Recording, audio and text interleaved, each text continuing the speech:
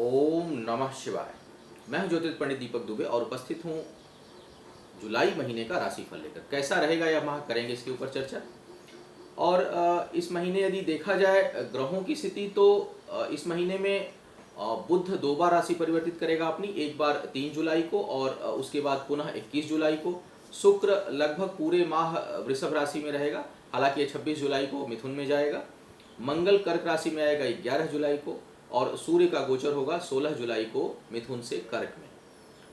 क्या होगा इन ग्रहों का प्रभाव आपके ऊपर, इसके ऊपर बात करेंगे पूरे विस्तार से। नए दर्शकों को बता दूं कि जो मेरा राशिफल होता है यह लग्न पर आधारित होता है, इसके लिए आप चंद्र कुंडली या नामाक्षर को आधार ना माना करें। और राशिफल प्रारंभ करने से पहले बता दूं कि जुलाई का पूरा महीना श्रावण का महीना रहेगा।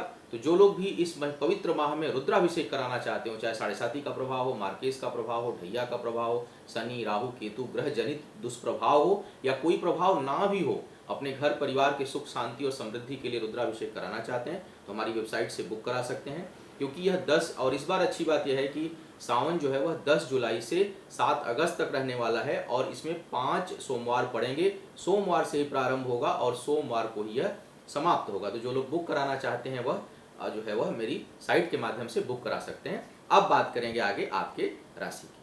अब आपके जो लग्न की यदि मैं बात करूं, तुला लग्न की बात करूं तो ये जो महीना है, इस महीने में का जो एक नकारात्मक पक्ष दिखाई दे रहा है, सबसे पहले नकारात्मक पक्ष की बात कर लूं।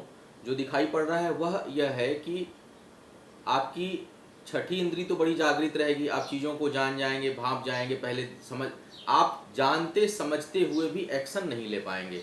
इस महीने का सबसे बड़ा ड्रॉबैक है। यानी आपको पता होगा कि यह व्यक्ति खराब है, मुझे इसके साथ काम नहीं करना है, आपकी बुद्धि कह रही होगी, आपका दिमाग कह रहा होगा, लेकिन आप फिर भी उसके साथ काम करेंगे और फिर अपना नुकसान कराएंगे। आपको ये पता होगा कि मुझे ये प्रोजेक्ट लेना है, मुझे या ये प्रोजेक्ट नहीं लेना है, या मुझे ये काम करना है, ये काम नहीं करना है, इसका ज्ञान होगा, लेकिन आप समय रहते उस पर एक्शन नहीं ले पाएंगे।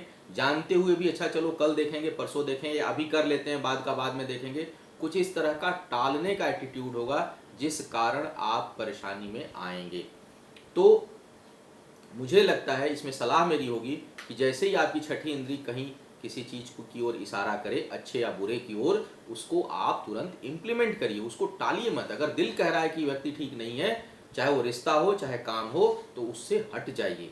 यदि दिल कह रहा है कि ये व्यक्ति ठीक है, इसके साथ मुझे आगे बढ़ना है, तो आगे बढ़िए, फिर उसको आप टालिए मत। अन्यथा आप अच्छे और बुरे दोनों चीज़ों में कुछ न कुछ नकारात्मक प्रभाव आपके ऊपर आएगा और आप उसको खराब कर बैठाएंगे। अच्छी चीज़ को भी खो देंगे और खराब चीज़ को आत्मसात कर लेंगे, जिससे आपको अंत में नुकसान होगा। दूसरी बात, ये महीना विशेष करके 10-11 जुलाई के बाद जब मंगल नीच का होगा, तो जो गर्भवती महिलाएं हैं उनको बहुत ध्यान देना होगा, क्योंकि बहुत जबरदस्त रूप से 11 के बाद और 15 के बाद और स्ट्रांग रूप से इस महीने के अंत तक यदि मैं देखूं तो गर्भवती महिलाओं के लिए एक प्रकार का अंगारक योग बनेगा। तो सावधान रहें। यदि गर्भावस्था में जो बच्चा है उसको जरा भी प्रॉब्लम है, तुरंत मेडिकल सलाह लें। कुंडली में यदि संतान भंग दोष है, कुंडली यदि खराब है और ऐसी स्थिति में चाहे आप पिता हो चाहे माता हो और संतान होने की संभावना है, तो आप उसका उपचार आप कराए रहते ही उसको जरा उसका परामर्श लें कि आपके अपने गोचर वगैरह में स्थितियाँ ठीक हैं या नहीं हैं, और जो दशा अंतर्दशा है वो ठीक है कि नहीं, ताकि संतान ठीक रहे। इसके अलावा यदि मैं देखूं तो आप अपना काम निकालने के मामले में समय बड़ा अच्छा है, काम बहुत अच्छे से आप करा लेंगे, ये इन प्रकार काम करा लेंगे। जमीन जायदाद खरीदने के लिए समय बहुत अच्छा है। आप कहीं यदि भूमि भवन में यदि कहीं निवेश करते हैं, उसके लिए बहुत अच्छा समय रहने वाला है। आप खरीदिए, ले लीजिए, उससे आपको लाभ रहेगा। शत्रु परेशान कर सकते हैं, लगातार कोई ना कोई आपको परेशान करेगा, शत्रुता बनी रहेगी और स्वास्थ्य ठीक नहीं रहेगा। विशेष करके जिन लोगों को शुगर और थायराइड की प्रॉब्लम है वो बेहद सावधान रहें, क्योंकि इसके बढ़ने की संभावना दिखाई पड़ रही, तो वहां पर आपको थोड़ी सावधानी रखनी है।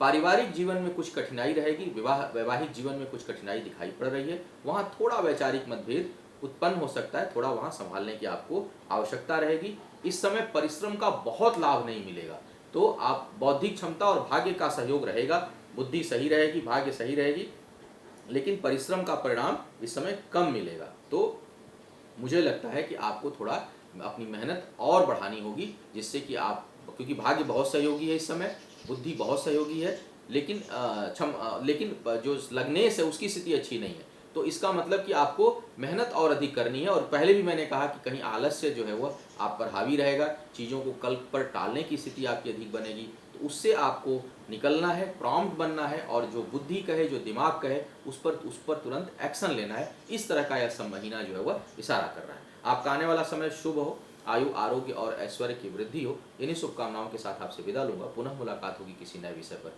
तब तक के लिए मुझे आज्ञा दें। ओम नमः शिवाय।